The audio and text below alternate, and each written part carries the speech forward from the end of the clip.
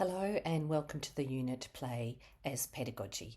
My name is Bernadette Higgins and I'll be your lecturer and your tutor for this unit. And I look forward to meeting you all later on this week. I'd like to begin by acknowledging the traditional owners and custodians of the land on which we meet today, the Whadjuk people, and pay my respects to the elders past, present and emerging. I respect their cultural beliefs and the spiritual relationship with their country and recognise that these are still important to Whadjuk people today. Let's look at the course description. So we are looking at the seminal and historical approaches to early childhood education and play-based learning. You're going to be able to demonstrate an understanding of the significance of play and its value as a medium for learning and teaching in early childhood. Use knowledge of play and play theories to interpret children's learning through play and plan for intentional teaching. Explain the various roles of the educator in supporting children's learning through play and apply concepts to plan for effective play-based learning environments. Make sure you note readings for each week and complete alongside the lectures, as this will enhance your understanding as you go along. Attendance is required at all the lectures and tutorials. Maximum absence is 2 sessions. Students failing to achieve this level of attendance may be awarded a fail or a non-completion if they miss more than 15% of classes. Extension requests are to be made directly to the program coordinator, that's Tracy Treasure, and contact details are in the course outline. Let's look at the assessments for the course. So your first assessment are going to be multiple choice quizzes. They run weeks 3 to 8. So there's 6 quizzes in total and each of them are worth 5 marks. So that's 30% of your mark. We'll do a practice quiz in week 2, so make sure you please bring a device to class. Assessment 2, this is a really great opportunity to use your knowledge about play to inform others about the value of young children learning through play, as you'll create an information brochure sheets for families about learning through play. And that's due week 8, Friday the 21st of April. Assessment 3 looks at planning for play. There are 3 vignettes to choose from, and you only need to choose one. Your analysis and learning centre plan will be based on the play episode you choose, and that's worth 40%. So, what is play? Take a minute or two to think and jot down a few words about what play means to you. What do you think about when you hear the word play? What thoughts come to mind? So make a list of about 5 things that come to mind when you think about play. You can pause the video here if you need to.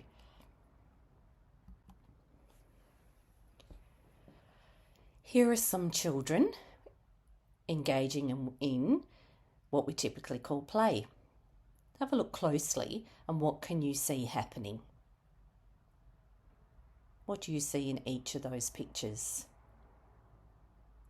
What are they doing?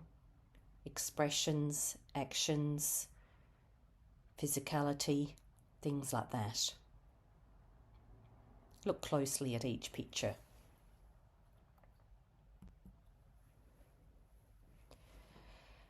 The textbook will tell you that play is symbolic. It involves elements of make-believe. It'll tell you that play is meaningful. It makes sense to the players. It's active, so it involves activity, both physical and mental. It has to be pleasurable. Children engage in play for the pleasure it affords. It's voluntary. Children's involvement in play is based on intrinsic motivation and choice. So that's the control and the experience rests with the players. It can be rule-governed, when rules are negotiated in the context of play rather than externally imposed. Children retain control of that play. It's episodic. So children's play has a beginning, a middle, and an end. So when we look at play, it's freely chosen, enjoyable, pleasant, and satisfying. Understandings of play within an educational context continue to change as research provides us with information on what we might constitute best practiced in the early years. Over the years, play has been interpreted as all of these things. Some people view play as being a bit of a free-for-all or anything goes. Others believe that instructing a child to complete a task is play. And others may argue that setting up play experiences calls for a bit of both. What isn't argued is the value of play, regardless of how the word is lived out in action. Play has always been viewed as beneficial to the learning and development of the child. Froebel, who initiated the kindergarten movement, was a huge advocate of play. Froebel believed in the value of play as in the way in which children learn. Froebel believed in children's innate ability to be curious and to investigate and to play and find things out. These are the questions you need to consider.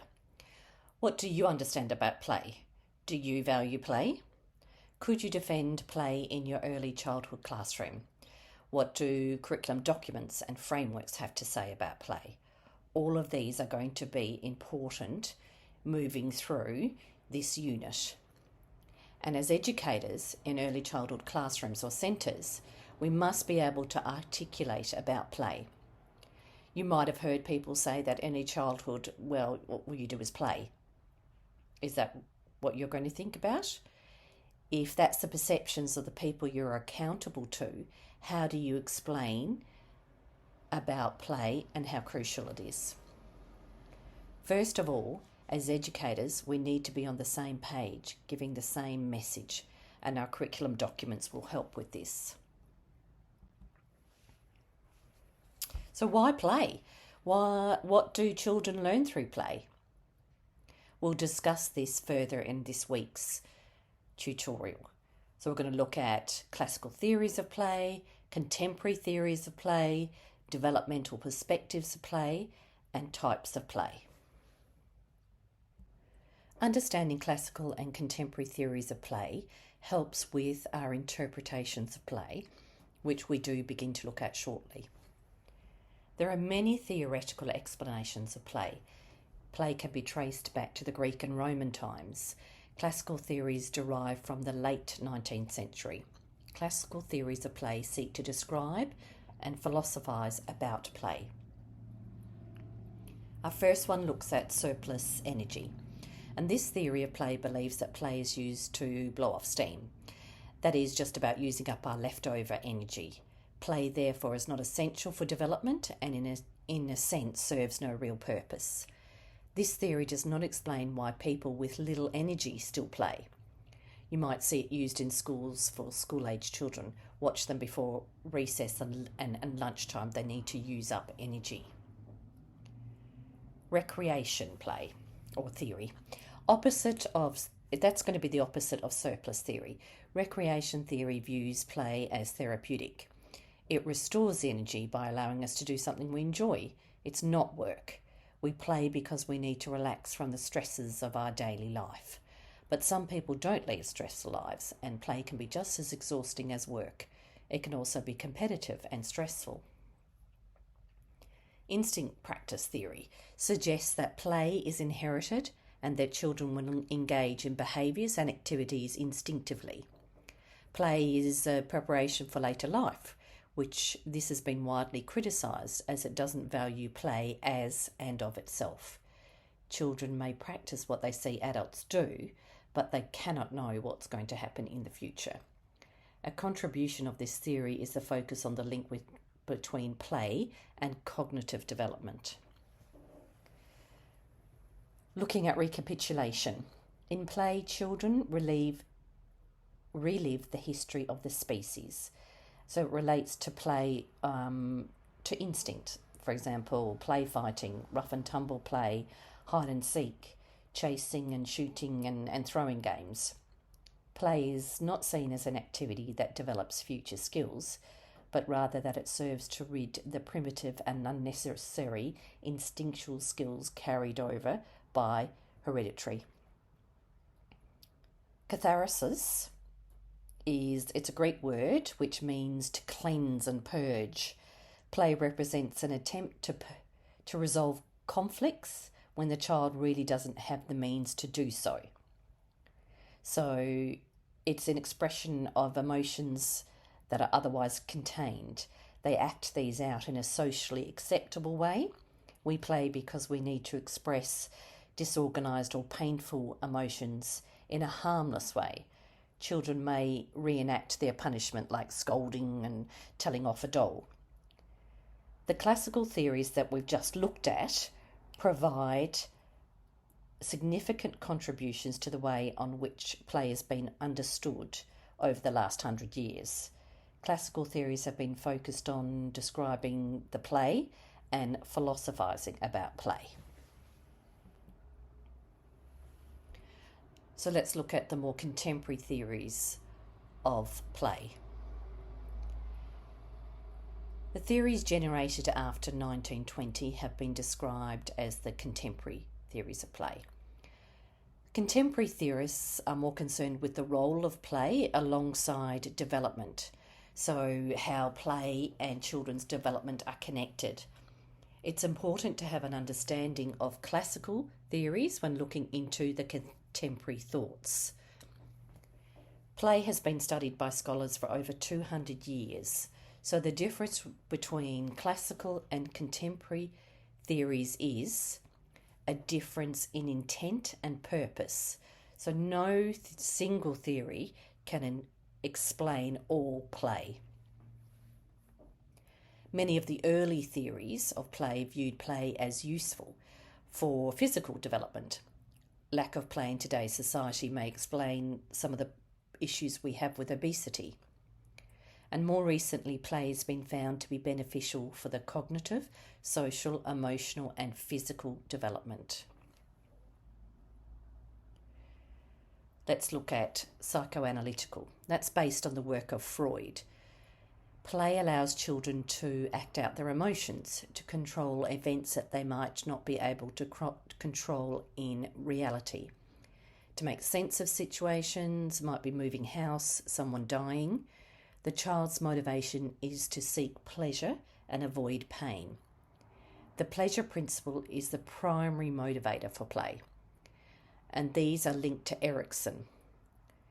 Play empowers children and allows them to master objects. It also builds ego, which enhances self-esteem. So we can find links between this and play therapies. Play therapy can reveal hidden unconscious wishes and conflicts, which also tells us important things about the child. Play is not only cognitive, but it's also emotional and arousal seeking. Our next one, which we talked to,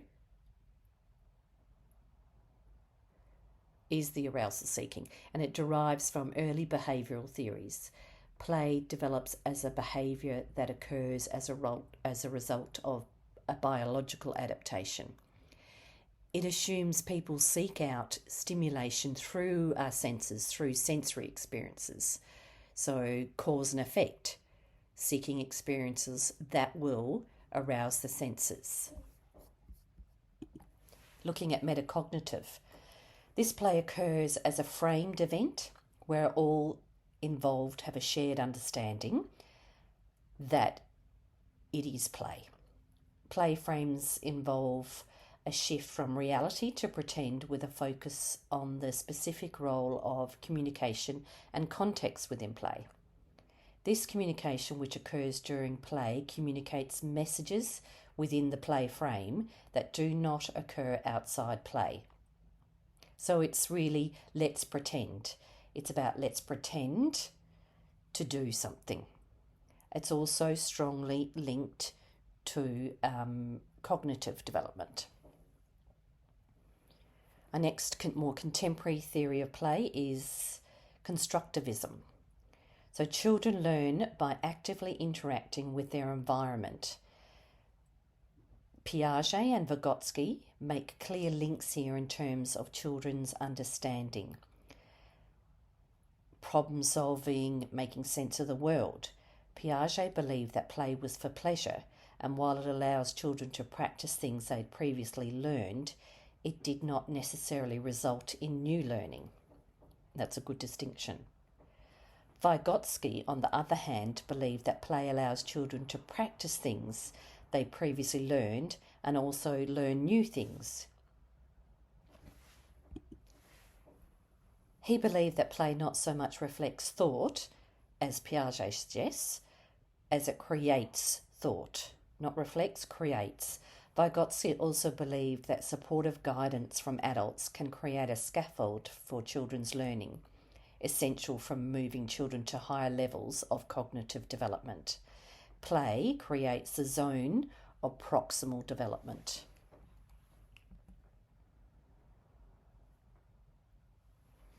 So you can see here, Piaget's theory of play aligns with theories of child development, which you're studying at the moment too. So we've got functional practice play, that's our sensory motor stage. We've got repetitive actions, object play. Symbolic play, that's our pre-operational play, 2 to 6 years.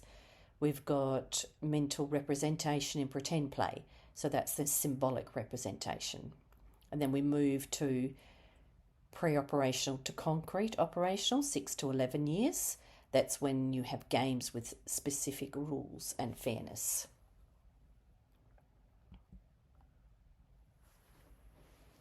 So, socio-cultural theory and plays.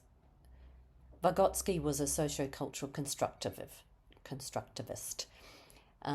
He developed social learning theory.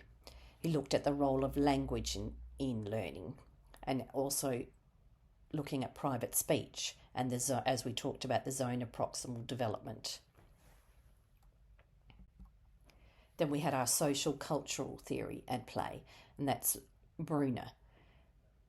So as a socio-cultural constructivist, discovery learning, a spiral curriculum, scaffolding their learning, cultural and cognitive tools, more narrative thinking, so that you were talking about story, use of materials and play before learning.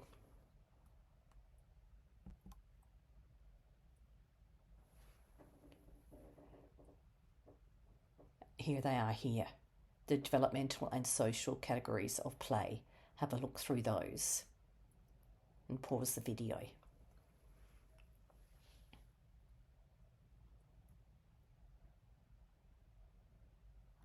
Parton developed the social categories of play. So for an example, unoccupied play. So play with adult usually begins with interactions between the infant and the parents. Going into solitary play, playing alone, onlooker, spectator play, parallel play, associative play, and cooperative play. So they're the development and social characterizations of play by Parton. Right, we move into the types of play. So Hughes' taxonomy of play types is there, illustrated, and we'll talk about these. There are many different types of play, and children can be involved in more than one at any time. For example, children often pretend they're mothers, socio-dramatic play, when they're constructing sandcakes in the sandpit, which is constructive play. Play comes in different types and contexts, and it affects and is affected by each area of development: our physical, cognitive, creative, social, emotional, and linguistic. Children need different types of play to fully develop the brain and the body. Play with small items helps to improve fine motor skills and small muscles, while whole body play builds the large muscles and bones. building or creating something using natural or manufactured materials, like construction play, provides an opportunity to practice the cognitive skills and work on fine motor skills, hand-eye coordination, and basic engineering skills.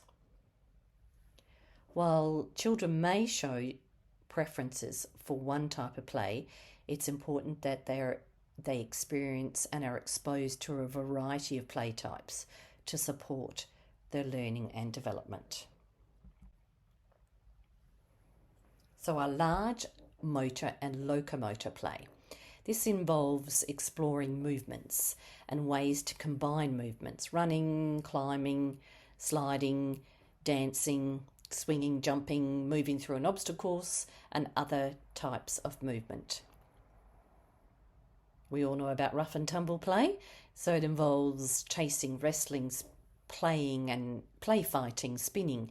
It's usually very high energy, with children doing things like climbing over each other or wrestling and rolling around. This play is often mistaken for aggression or misbehaviour, and therefore is usually discouraged by adults. Small motor play or object play. It involves developing, practicing and refining small motor skills. So we look at stringing beads onto a lace, playing with puzzles, sorting small objects. This type of play enhances a child's physical dexterity and hand-eye coordination. Mastery play. That involves purposeful play or enjoyment of an activity that facilitates the mastery of a specific skill. Children often repeat an action in play and persevere until they master it. So as you can see, the example there is soccer, or playing on a balance beam to become a circus performer, or riding a bike, practicing those skills to become masterful. Our next one is exploration play, and that involves using physical skills and sensations to learn about materials and their properties, what they feel like and what we can do with them. For example, a child may experiment with a tool to find out how it works with clay or dough. This type of play involves exploring something new or unfamiliar. You can see in the picture there it's using water and sand, pouring into a hole, experimenting there. Recapitulative play involves play that displays aspects of our human evolutionary history. So it's stored and passed on through our genes. It allows access to behaviour of our ancestors. So, for example, living with elements or building fires and shelters. It's often stimulated by aspects of the outdoor environment, such as forests, pools, rivers, and the weather. Here we have symbolic play, and that involves using an object at hand and converting it into the toy or the prop needed through a fluid process of fantasy or imagination. For example, a child may use a piece of wood to symbolise a person or an object, or maybe a stick to symbolise a sword. Here the children are using a cardboard tube for a telescope. Our next one is communication play. So that involves playing with sounds, words, nuances, gestures. It includes unrehearsed and spontaneous manipulation of these, often with rhythmic and repetitive elements. So it includes a child playing with rhymes, verses and songs they make up or change, mime and charades and things like jokes. Risky play is a natural part of children's play, and it's defined as a thrilling and exciting activity that involves a risk or a physical injury, and play that provides opportunities for challenge, testing limits, exploring boundaries, and learning about injury risks. So you're looking at height, speed, tools, taking those risks. construction or creative play, that involves manipulating one or more of the elements of play environment to construct something new, or manipulating multiple objects and materials to explore how they go together. It involves building or creating something using natural or manufactured materials, building sandcastles in the sand, or here these children are looking at building using boxes. Let's look at social play. And that involves play which the rules and criteria for social engagement and interacting can be revealed, explored and amended. The play is structured, meaning there are rules to follow. So for example, games making something together, cooking pancakes, playing in the home corner, and it may incorporate elements of pretend or imagination. Here we have socio-dramatic play, and that involves enacting real and potential experiences of an intense personal, social, domestic or interpersonal nature. For example, going to the shops, playing hospitals. It involves interaction and verbal communication with one or more players and partners regarding that play event. It's termed socio-dramatic play because it's a combination of dramatic and social play. Here we have dramatic play, and that involves reenacting everyday activities or situations that the child's observed. For example, a young child may gently rock a doll while feeding it with a bottle. Dramatic play is sometimes referred to as pretend play or make-believe play. And then we have fantasy play. It involves using an object at hand and converting it into the toy or prop needed through a fluid process of fantasy or imagination. For an example, a child may use a piece of wood to symbolise a person or an object. So it really is about make-believe.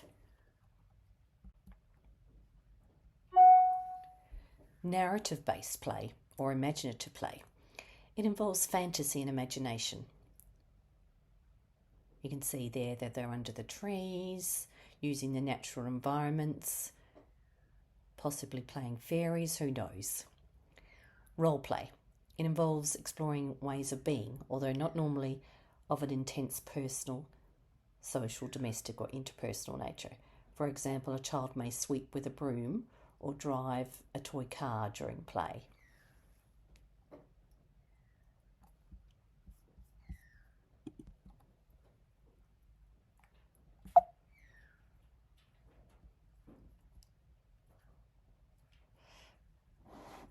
Play does not stay neatly encapsulated, as you can see within these different compartments, but according to Miller and Almond, knowing and watching for the broad types of play helps educators to understand how children play and what their play looks like. So for example, children may engage in construction play if educators provide materials such as large boxes, recycled materials and junk, large blocks, pieces of fabric, small tiles, length of ribbon, planks of wood, pieces of vinyl, sheets, milk crates, bales of hay, and lengths of bamboo or dowel. There are many resources and open-ended materials and toys that can be used for play, and arranging and resourcing quality indoor and outdoor play environments is essential. Many of the most useful play props are not expensive and can be found in the natural environment or recycled from homes and businesses. Play props, resources and materials should reflect a variety of backgrounds, cultures, abilities, genders and family structures. As children's safety is always a priority, it's important also to keep this in mind when you're choosing resources. So educators need a sound understanding of how each of these different types of play are beneficial for children and important to their development.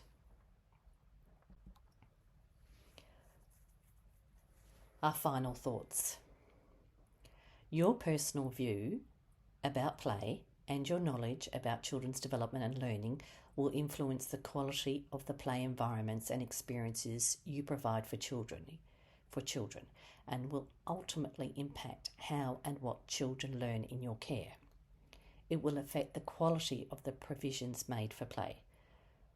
In this course, we'll be looking at the value of play, forming your ideas about the importance of play, and what key documents have to say about play. Thank you, and I hope I'll see you on Friday.